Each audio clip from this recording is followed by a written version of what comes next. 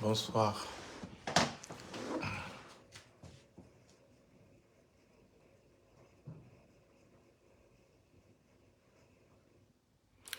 Excusez-moi juste une seconde, je cherche un communiqué.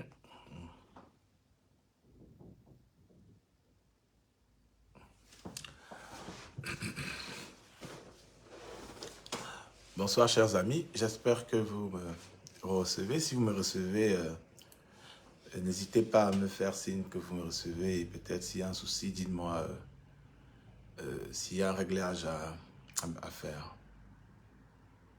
Et je vous rappelle également, au cours du direct, n'hésitez pas à envoyer des cœurs afin d'éviter que le direct soit signalé. Parce que vous vous imaginez très bien que les puissants, les dominants n'aiment pas que les masses ou les populations soient informées de certaines choses, notamment les micmacs qu'ils mènent. Donc, est-ce que vous me recevez très bien? Ok, si vous me recevez très bien, c'est bien. Donc, on va immédiatement commencer, peut-être en guise d'introduction. Je voulais dire ici que euh, il est important que les uns et les autres comprennent que ce qui est en cause autour des Lions indomptables et la fédération, c'est principalement le fait que les uns et les autres qui ont été enthousiasmés et qui sont peut-être pour certains encore enthousiastes, autant pour moi, sont déçus. Parce que l'élection de décembre 2011, 2021, autant pour moi, je suis un peu fatigué, était porteuse de beaucoup d'espérance pour le football camerounais.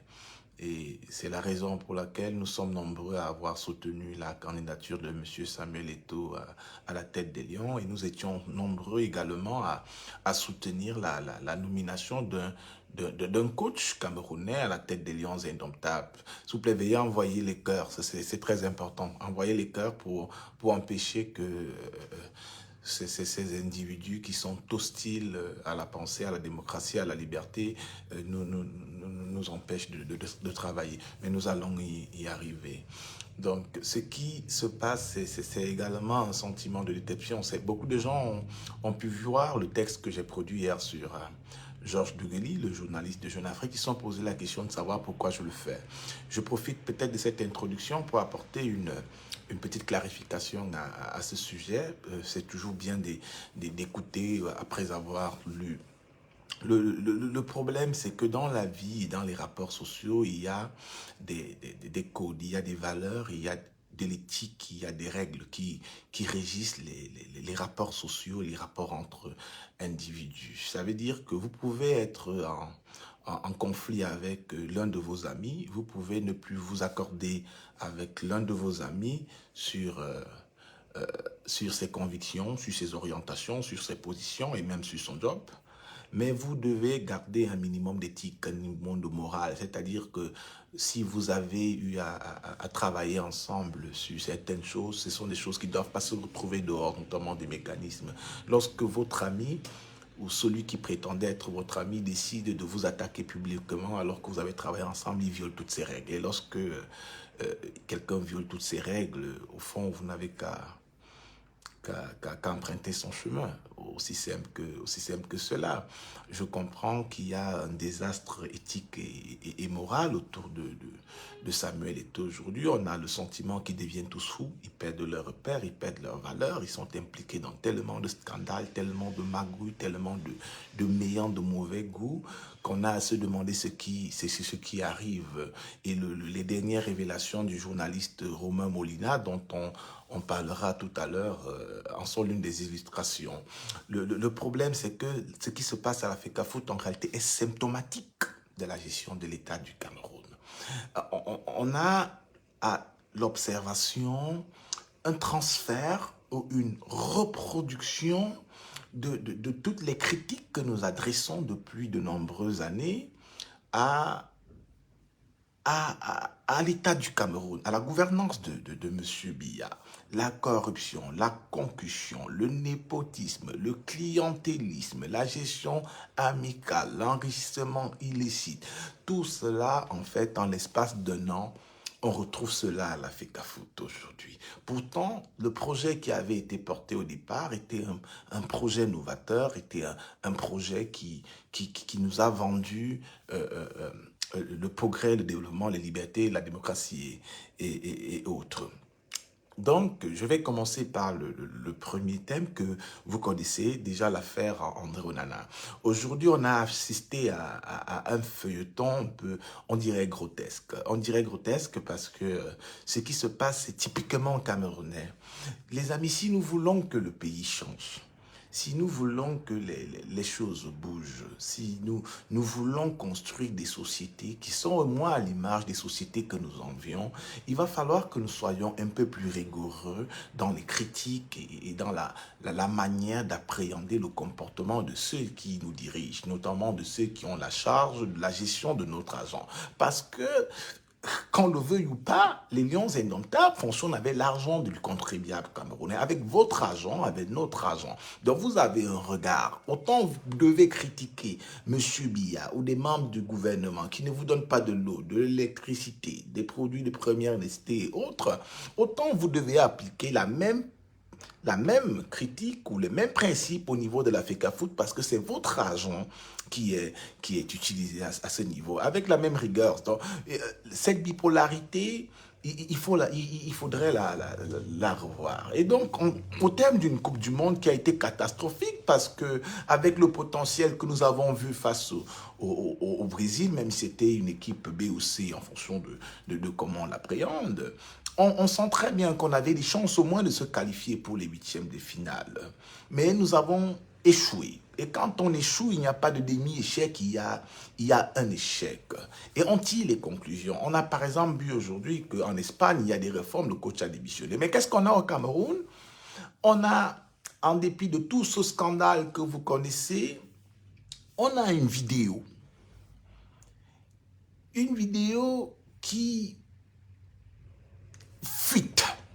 On nous fait croire que la vidéo a fuité.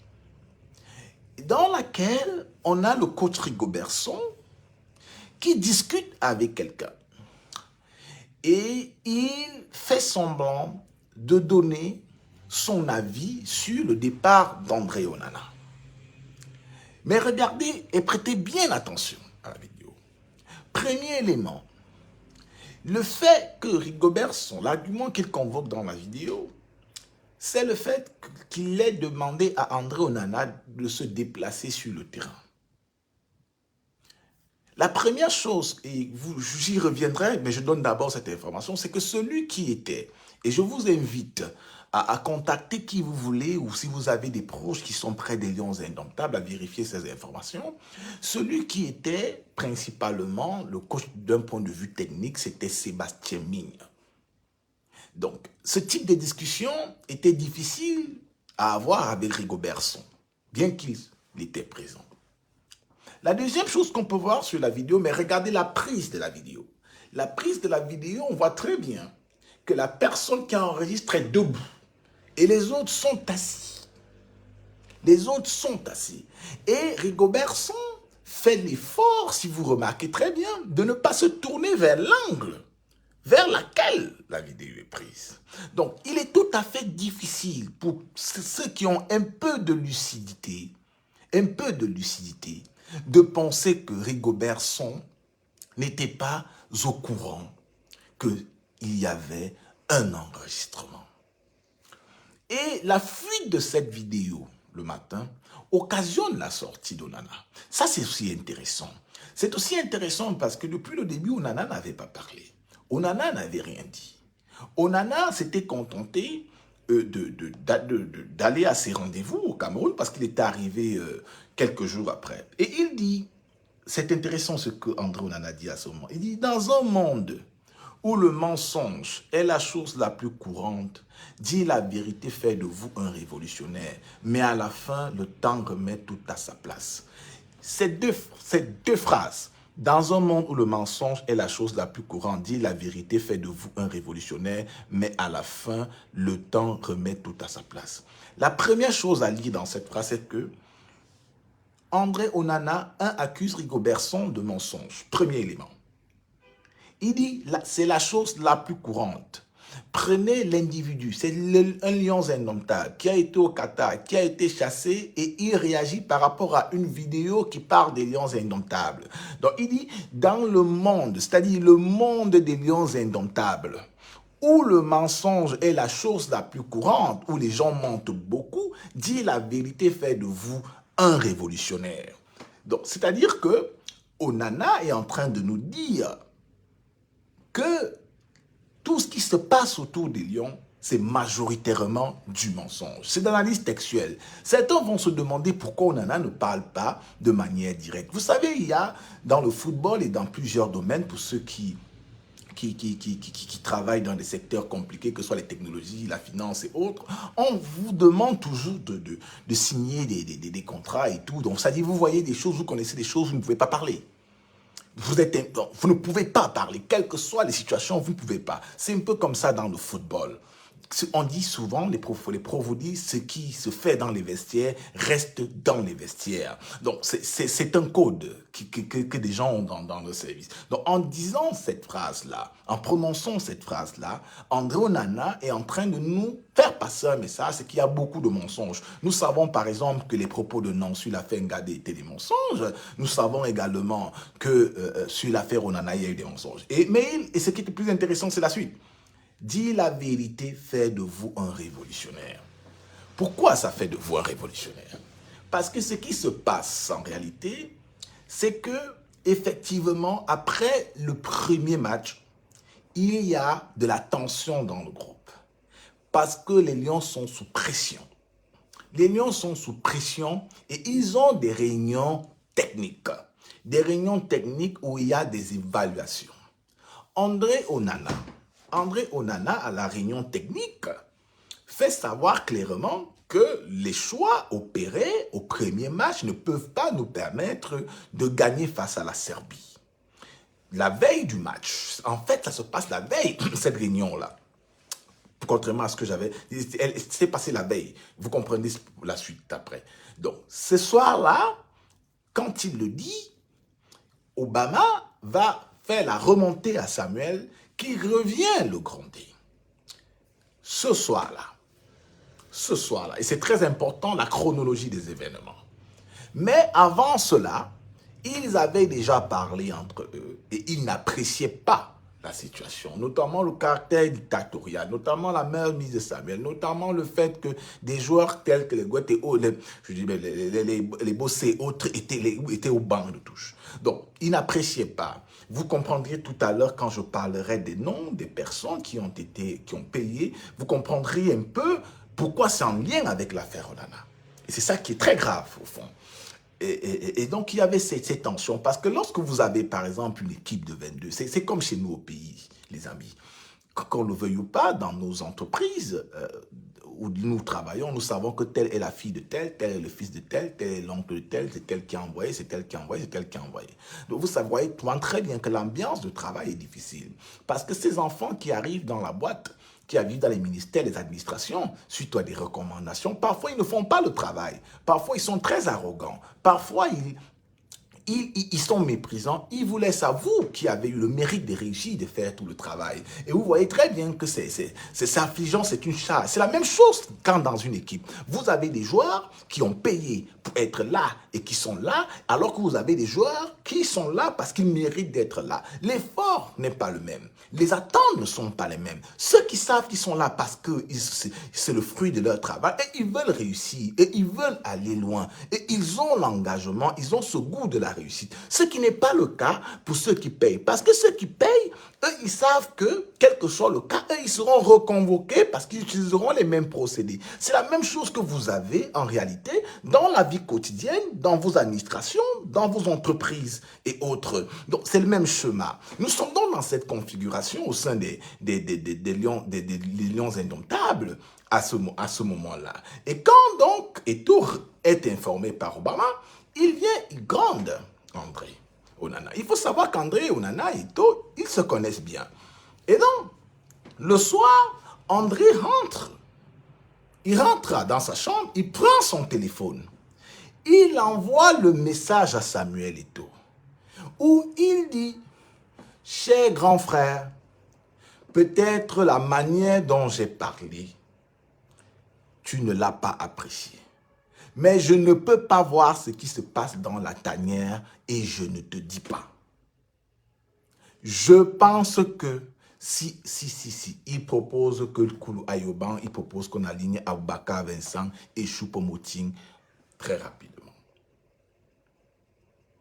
Et il précise également que les joueurs sont un peu embêtés parce qu'ils estiment que ta présence est un peu envahissante. Il envoie ce message dans sa chambre d'hôtel la veille du match.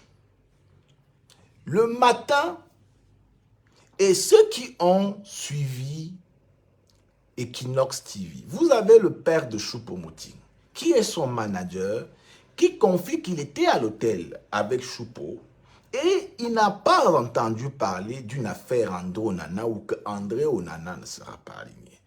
Parce que c'est une décision qui est prise très tard dans la nuit entre Rigobert Song, entre le staff du moins, et Samuel Eto'o. Donc quand le matin, André Onana descend de sa chambre pour aller rejoindre le reste de l'équipe, il croise Rigobert Song. Il croise Rigobert Song dans les couloirs de l'hôtel. Rigobert Song lui dit, et ce que je dis, vous pouvez vérifier. Rigobert Song lui dit, mon petit, vous connaissez un peu le son Banak. Il dit, mon petit, je ne te sens pas, comment tu vas mon petit? Et le petit André Onana lui répond, grand frère, comment tu ne me sens pas? Je suis là, grand frère, nous sommes là. Et c'est là où, quelques secondes après, Rigobert Song lâche. D'ailleurs, tu ne joues pas. J'ai décidé, tu vas attendre. J'ai décidé que tu ne joues pas ce match. Comme c'est toi qui fais déjà la liste dans cette équipe. Tu ne joues pas. J'ai décidé que tu ne joues pas. Voilà comment André Onana apprend d'abord qu'il ne joue pas. Ce qui est encore, à ce moment-là, vous voyez très bien que la version que Rigobert Song donne à la conférence de presse. La conférence de presse après le match de la Serbie, où il dit qu'il s'agissait d'une discussion indifférente de celle qu'il dit à Onana quelques heures avant. Et en plus, à cette conférence de presse, et retenez bien l'élément que je donne à cet instant, il dit c'est Onana qui a demandé à partir. La vidéo est disponible. Parce que notre travail également, ce n'est pas d'écouter tout ce que les gens disent ou tout ce que les dirigeants disent et les gober. Notre travail, c'est de confronter. Est-ce que c'est possible? Est-ce qu'ils sont cohérents dans leurs argumentaires? Il a dit, un ministre ne peut pas venir dire A aujourd'hui, il dit B demain, il dit C après-demain, et on regarde. On va lui rappeler que non, monsieur le ministre, en 2013, vous aviez dit que nous aurions déjà les trains. Nous sommes en 2022, vous ne pouvez pas venir dire qu'à dans les trains, il faut l'autoroute. Où sont nos trains? Non, c'est comme ça que ça fonctionne.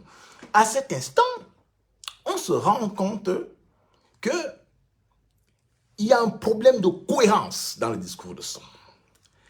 Et donc, pour revenir donc à l'échange, quand Song lui dit qu'il ne peut pas jouer et qu'il ne joue pas, André Onana pense qu'il va rejoindre le banc de touche. Donc, il a ses affaires, le bus des Lions est garé à l'hôtel, il va pour entrer dans le bus. Ce n'est ni Song, ni une autre, c'est un membre du staff qui vient dire à André Onana, André, tu n'entres pas dans le bus. Tu vas regarder le match dans les gradins. Je dis bien, c'est un membre du staff. Et c'est comme ça qu'André Onana se retrouve en train d'aller regarder les matchs dans les gradins. S'il vous plaît, envoyez les cœurs pour que le direct ne soit pas coupé. Le vrai sujet de corruption arrive dans les prochaines minutes. Il ne faudrait pas que le direct soit suspendu sans qu'on ait atteint cet objectif. Donc, envoyez les cœurs. Ils sont nombreux pour faire leur travail habituel. Et donc, André va dans les gradins. C'est là-bas qu'il voit le match.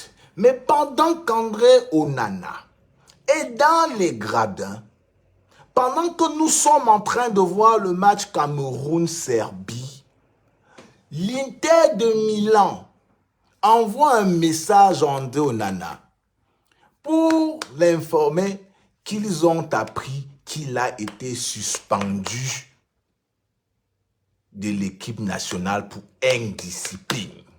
Et lui demande des explications. C'est-à-dire que avant la conférence de presse de Rigobertson, où il dit que c'est André qui a décidé de partir. Je dis bien avant la conférence de presse de Rigobertson, où il dit que c'est André qui a décidé de partir. Pendant que nous, les Camerounais, nous sommes encore en train de voir le match Cameroun-Serbie. André Onana est déjà informé par l'Inter de Milan qu'il n'est plus dans la tanière.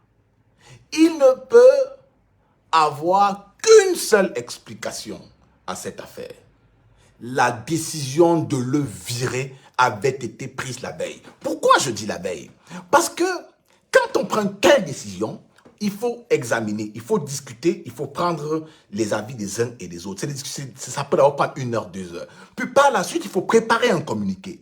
Il faut préparer un communiqué, il faut juger les mots, les adverbes, les adjectifs, la forme et autres. Il faut faire relire par des gens. Et maintenant, il faut envoyer. Ça veut dire que s'ils ont envoyé ce truc le matin, ils ont décidé de le virer la veille, dans la nuit. C'est-à-dire que quand nous apprenons à 18 h, quand la FECAFOOT nous informe à 18 h qu'ils ont chassé Onana pour indiscipline, l'analyse des faits, de la chronologie des événements, montre que c'est une décision qu'ils avaient prise la veille. Mais pourquoi? Parce que le jeune a simplement dit qu'il n'était pas d'accord avec les choix tactiques. C'est pourquoi, ce matin, dans son tweet, et c'est ça encore qui est intéressant, il dit « Mais à la fin, le temps remet tout à sa place. » Mais à la fin, le temps remet tout à sa place. Parce que notre travail également, c'est de permettre pour vous de décrypter les non-dits des discours. Les discours ont toujours des faces cachées. Toujours. Quand vous allez écouter des hommes politiques, le conseil que je vais vous donner, c'est la première chose quand un homme politique te dit bonjour, ou quand un homme public ou un homme qui est confronté à une crise te dit bonjour, il faut chercher pourquoi le bonjour. Parce que derrière le bonjour, il y a toujours bonjour, bonjour, bonjour. Ces différentes formes cachent un état d'esprit, cachent des messages. Et donc, quand André Onana dit le temps, mais le temps remet tout à sa place, en réalité, à ce moment, André Onana est en train de nous informer à nous qu'il a eu raison. Le temps lui a donné raison. Il a été viré. Pourquoi le temps lui a donné raison? Parce que vous avez très bien vu que malgré la défaite, malgré la sortie du mondial, l'équipe qui a joué face à cette équipe du Brésil a suscité beaucoup d'enthousiasme. Et les choix tactiques qui ont été opérés par Rigobertson sont ceux qui étaient voulus par André Onana. Donc vous voyez très bien que dans cet environnement, dans cette affaire, il y a du mensonge, de la calomnie et autres. Dans un pays sérieux, dans un pays qui se respecte, dans un pays où des gens ont la conscience qui sont à la charge d'une institution, parce que les Lions Indomptables, c'est une institution. Dans un pays où les gens connaissent qu'ils ont une responsabilité vis-à-vis du peuple, vis-à-vis de l'opinion publique, le coach soit aurait démissionné, soit au moins par respect pour nous, par respect pour le fait que c'est l'argent du contribuable que ces gens utilisent, ils auraient fait une conférence de presse pour clarifier cette situation. Et non monter des petites vidéos et faire glisser de l'information par derrière. Parce que là encore, c'est une forme de mépris. C'est un mépris vis-à-vis de vous. C'est que ces gens ne vous montrent même pas que vous avez un droit de regard sur la manière dont ils gèrent les affaires, sur la manière dont ils doivent vous rendre compte. Ils ont le sentiment de ne même pas avoir à vous rendre compte. Mais qui sont-ils? Qui sont-ils pour ne pas pouvoir nous rendre compte? Ils doivent nous rendre compte parce que c'est l'argent du contribuable que ces gens utilisent. Donc nous avons ce devoir de leur rappeler. Mais le simple fait que M. Son sort un communiqué dans lequel il n'apporte même pas de clarification. Il n'apporte même pas de clarification sur ce qui y est dit, en dit long sur l'affaire. Donc, vous avez donc l'affaire Onana. Mais en fait, le scandale de l'affaire Onana n'est que la conséquence d'une gestion calamiteuse, d'une gestion patrimoniale, d'une privatisation des lions indomptables. Et c'est là où j'en viens donc aux listes, aux choix et autres. Envoyer les directs, c'est la partie que beaucoup de gens attendaient. Je sais que beaucoup de gens attendaient cette partie. Donc, en fait, ce n'est pas nouveau. Comme vous savez, cette problématique de l'achat des places au sein de la sélection nationale, ce n'est pas nouveau. Mais ce qui est intéressant, par contre, aujourd'hui, c'est le fait que des gens sont arrivés en nous vendant l'idéologie du mérite. Des gens sont arrivés en nous disant que nous allons gagner parce que nous allons prendre les meilleurs. Des gens sont arrivés en nous disant que cet État corrompu qu'est le Cameroun, les pratiques de cette gouvernance de Paul Biya, qui voudrait que ce soit les médiocres qui soient aux affaires et les meilleurs soient dirigés, nous allons les mettre de côté et nous allons prendre ceux qui méritent de jouer dans les Lions indomptables. Et ces gens nous ont vendu le fait qu'avec les meilleurs qu'ils auraient pris, nous aurions gagné la Coupe du Monde. Ou au moins nous aurions espéré cela, nous aurions atteint au minimum les huitièmes ou les quarts de finale. Cela fait en sorte que cette affaire de vente des places des Lions est lourdement préoccupante.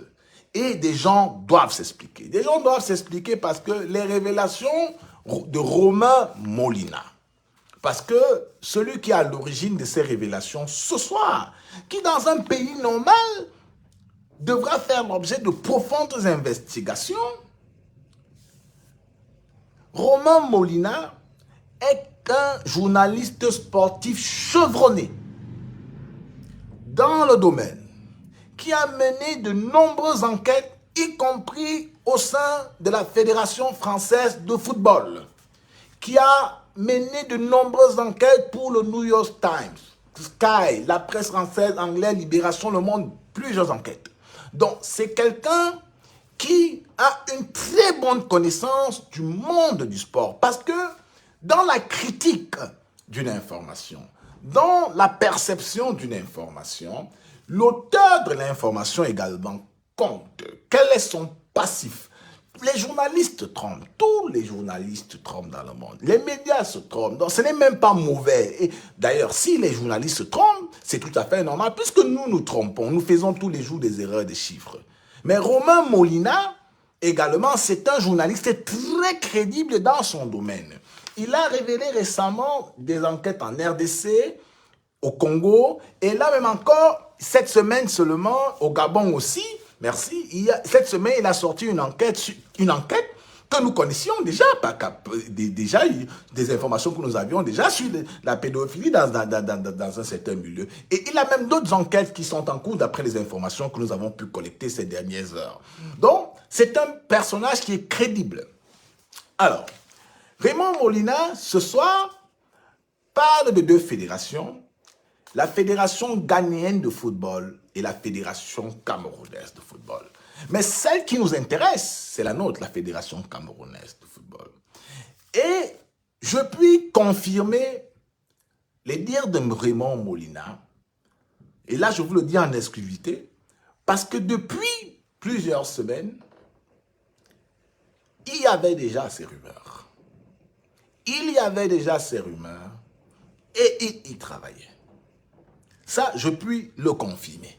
Donc, ce n'est pas quelque chose qu'il a sorti de son chapeau, non. Il travaillait déjà dessus. Et il explique les procédés. Il y a un premier procédé qui consiste à aller d'abord chercher les joueurs, leur faire savoir qu'ils sont brillants et qu'on veut les prendre, mais ils vont devoir donner quelque chose, sans toutefois qu'on leur dise ce qu'ils doivent donner. Et ils appellent ça, ils doivent être désintéressés. Ceux qui sont dans le milieu au Cameroun comprennent très bien. Quand quelqu'un vous dit, mon frère, désintéresse-moi, désintéresse-moi. Quand on te dit déjà désintéresse-moi, tout le monde comprend ce que ça veut dire. Et donc, les jeunes comprennent. Ou encore, il faut faire un geste. Ils citent 2 personnes. Ils sont nombreux. Mais ce n'est pas anodin. Ils citent Raymond Kalankongo et ils citent Rigobert Song. Raymond Kalankongo a été ramené dans l'équipe là par Samuel Eto'o, y compris Rigobert Song-Barnak. C'était le choix. D'ailleurs, pour ceux qui savent observer, vous vous souvenez, pour revenir à mon ancien ami Georges Dugeli, vous vous souvenez très bien que alors que le coach n'était pas connu, Jeune Afrique a publié le nom. Et le texte était de Georges Dugeli, parce qu'il était dans le secret des dieux. Donc, il nous amène là. Raymond Kalankongo et Rigo, je vais venir plus tard sur les projets. Rigo et Raymond approchent des joueurs. Aujourd'hui, on sait que plusieurs binationaux ont été contactés. Plusieurs binationaux ont été contactés. On leur a demandé de l'argent. Ils ont dit non. Il y a, et je donne le nom de manière précise, il y a un joueur qui s'appelle Darling Yangwa.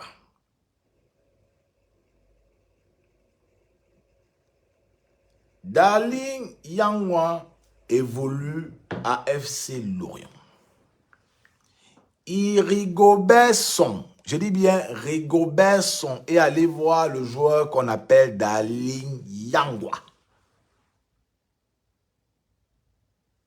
Il lui a demandé de payer s'il veut être sélectionné au mondial dans l'équipe du Cameroun. Je dis bien, je donne déjà ce nom. Il s'appelle Darling Yangwa, évoluant à FC Lorient. Darling Yangwa a refusé de payer. D'autres noms sortiront. Mais ceux dont nous avons des informations claires et confirmées qu'ils ont payé pour être dans la sélection, ils sont 5. 5 joueurs, parmi lesquels 2 défenseurs évoluant aux États-Unis, notamment Tolo. Il y a un milieu de terrain qui joue au FC Hanovre. Il y a Bassogok qui a lui clairement versé tout son argent parce que le milliardaire chinois n'avait pas besoin d'argent. Le milliardaire chinois, lui, il voulait son CV. Il y a Bassogok et il y a Nwet. Voilà 5. Donc, si vous retrouvez les 2 défenseurs qui évoluent aux États-Unis, vous retrouvez le milieu de terrain d'Hanovre, vous retrouvez Bassogok, vous retrouvez Gwet, vous avez 5 personnes qui ont payé pour être... Ça, c'est formel. Il y a d'autres vérifications qui sont en cours pour identifier d'autres personnes. Mais ces gens ont payé pour être dans la tanière. C'est quelque chose d'extrêmement grave. C'est extrêmement grave parce que des gens ont utilisé la position qu'ils avaient au sein des Lions Indomptables pour s'en mettre plein les poches alors qu'ils nous ont foutus dans les problèmes en nous prenant des dizaines de milliards pour la Coupe du Monde Alors que nous n'avons pas de l'argent, ils nous ont promis. Entre-temps, ils étaient encore en train de se faire de l'argent. Nous savons également que 2 personnes qui ne sont pas des responsables de la FECAFOOT, mais qui sont très proches du président Samuel Eto'o, ont également contacté des joueurs pour qu'ils payent pour être dans les Lions indomptables. En fait, cette Coupe du Monde a été simplement un outil d'enrichissement. Je répète, les 5 joueurs dont les éléments sont formels, les preuves sont là. Les 2 défenseurs qui jouent aux États-Unis, dont Tolo, le milieu de terrain qui joue à Hanovre, Bassogok et Gouet. C'est extrêmement grave ce qui se passe. Et je puis vous dire que d'autres révélations arrivent sur le sujet. Parce que j'ai pris la peine d'aller chercher à savoir ce qu'il y a. On ne peut pas se permettre de jouer avec une république. On ne peut pas se permettre de jouer avec l'argent du contribuable. On ne peut pas se permettre de détruire l'avenir des gens. Mais il y a plus intéressant. C'est que Rigobert Song va dire à un jeune, mon petit, tu me mets dans les problèmes. Je peux bien te prendre, mais toi, tu n'as pas payé. Je dis bien, le coach Rigobert Song va dire à un binational, dont je donnerai également le nom, mon petit, tu me mets dans les problèmes. Je peux bien te prendre, mais tu n'as pas payé. Cette phrase-là est intéressante. Cette phrase est intéressante parce qu'elle montre bien que Rigobert Song doit rendre compte. Écoutez-la. Mon petit, tu me mets dans les problèmes. Je peux bien te prendre, mais tu n'as pas payé. En fait, quand vous écoutez cette phrase, vous vous rendez très bien compte que il y a tout un réseau et qu'à ce moment, Rigobert Song ne doit rendre compte, il doit rendre des comptes, il peut être conscient. Il peut être conscient du talent du petit, mais il a des comptes à rendre. Et ce garçon n'est pas parti. Ce garçon n'est pas parti. Ce garçon n'est pas parti au mondial. Donc voilà la situation. Comme je l'ai dit, cette situation chaotique a créé d'importants problèmes. Parce que ce staff, en fait, c'est un staff de bandits. C'est un staff de féman. C'est dit bien qu'on a des voyous. Ce ne sont pas que des noirs. Je vous parle du cas de Sébastien Migne, le coach adjoint. Son nom n'est apparu a priori nulle part, n'est-ce pas? Les gens ont le sentiment que Migne peut être hors de cette affaire. C'est tout à fait faux. C'est tout à fait faux.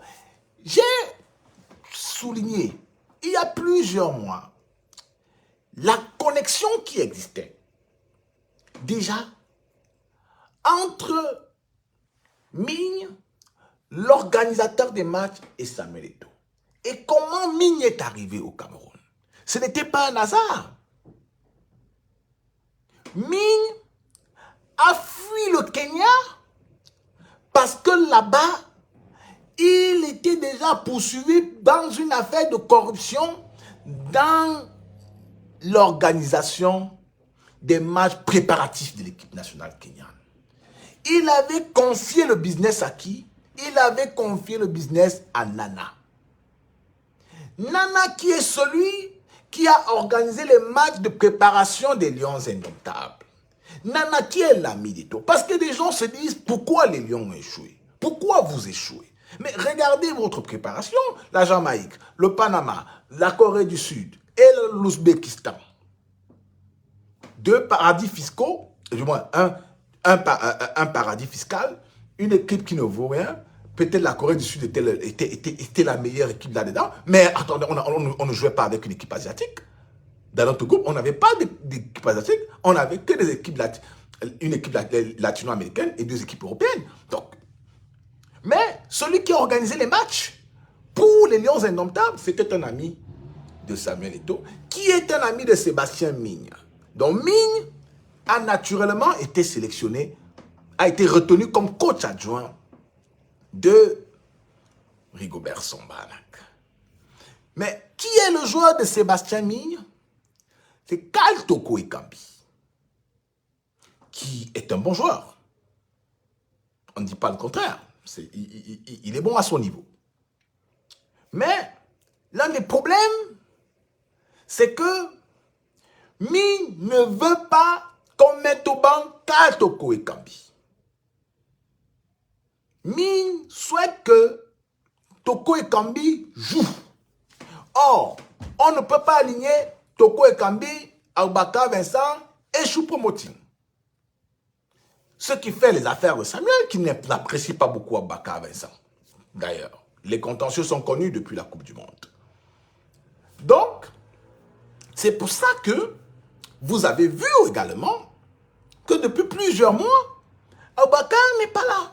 Au-delà du fait que Samuel ne le porte pas dans le cœur, mais en plus de cela, il est soutenu par le coach adjoint qui, lui, il est pro Karl Toko Ekambi.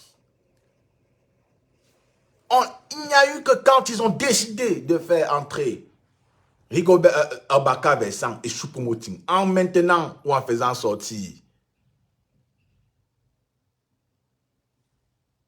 Karl Toko Ekambi, que vous avez vu l'attaque offensive. Donc, je vous donne cet élément pour que vous voyez à quel niveau les micmacs, les intérêts personnels des hommes irresponsables qui gèrent des milliards d'un pays ont pu nous conduire. On a jeté notre argent. Parce que des gens gèrent leurs propres intérêts. Gèrent leurs propres intérêts. Leur ego, leur argent qu'ils prenaient, leur raquette et autres. Pour finir, et ça, c'est la meilleure, l'affaire Sacha Boey. Sacha Boey qui est un excellent joueur, évoluant à Galatasaray.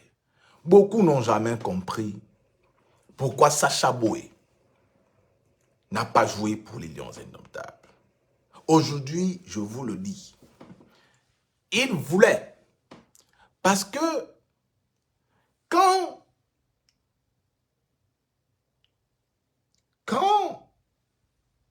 vous avez vu l'affaire Mbolo, vous vous posez souvent la question de savoir pourquoi ces jeunes ne veulent pas venir. Pourquoi ces jeunes préfèrent jouer ailleurs? Simplement parce qu'il y a des choses que vous ignorez. Sacha Boey aimait l'envie de jouer pour les Lions Indomptables. Et vous vous souvenez très bien qu'ils avaient annoncé, comme d'habitude avec grand renfort de propagande, qu'ils iront rechercher des binationaux. Et Samuel Eto'o, en personne, je dis bien, Eto'o en personne, contacte Sacha Boey, qui est un très jeune. Très jeune. C'est bien. Le jeune accepte de le rencontrer. Et Sacha Boey se dit qu'il va venir discuter des formalités, de ce qu'il gagnera. Et autre, comme ça, comme quand on discute avec des professionnels. Ce sont des professionnels parce qu'on a toujours le sentiment que le seul professionnel qu'on a eu au Cameroun, c'est Samuel Eto'o. Non. Non. Ce sont des professionnels. Et donc, Sacha Boey prend rendez-vous. Eto'o a 2h30 de retard pour commencer. Je dis bien, Eto'o arrive avec 2h30 de retard à ce rendez-vous pour recruter un joueur comme Sacha Boey. Qui est l'avenir? Il arrive avec 2h30 de retard à ce rendez-vous. 2h30. Donc, Sacha l'a attendu fatigué. Et quand Eto'o fils arrive à ce premier rendez-vous de discussion, il vient avec les caméras.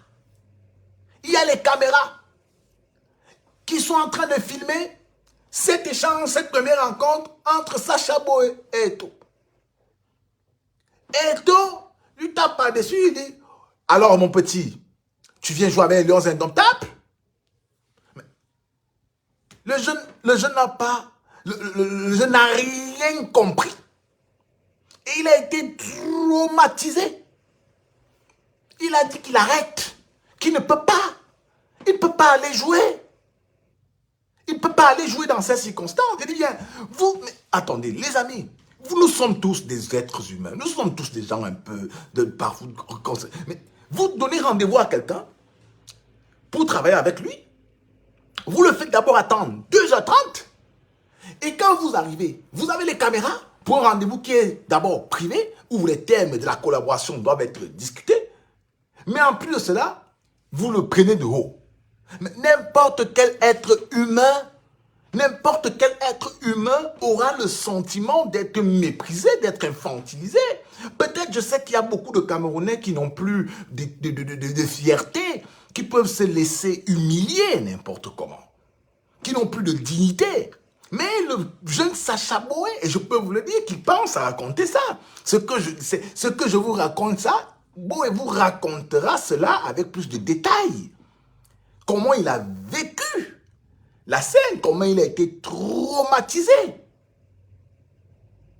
Il a été traumatisé et à partir de là, les choses se sont dégradées.